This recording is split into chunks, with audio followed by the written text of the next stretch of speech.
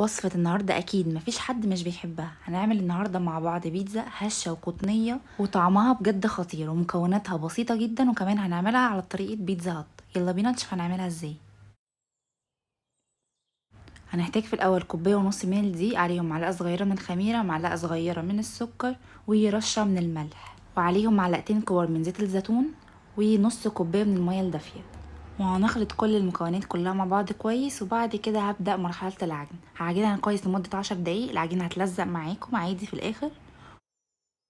بعد ما عجنت العجينة بتاعتي حطيت عليها معلقة كبيرة من زيت الزيتون وغطيتها كويس وسبتها تخمر لمدة ساعة ونص. وكده خلاص العجينة جاهزت. بدأت أنا ألم العجينة. هنا بعد كده رشيت رشة من دقيق السيمولينا على ورقة زبدة، وبدأت ان احط عليها العجينة، وبدأت ان افرد العجينة بتاعتي. اهم حاجة ما نضغطش على الاطراف بتاعتها عشان تفضل تخينة كده. وحطيت على الاطراف دقيق سيمولينا. هنحط بقى الصلصة بتاعتنا. هكتب لكم ازاي بالظبط عملتها. جبت شوكة وبدأت ان اعمل في العجينة خرام كده عشان ما تتخنش في الفرن، وبعد كده بدأت ان احط الجبنة الموتزاريلا، وحطيت كمان سلامي، ممكن كمان تضيفوا اللي انتوا عايزينه. ودخلتها الفرن على اعلى درجة وخدت حوالي نص ساعة. اهم حاجة نكون مسخنين الفرن كويس.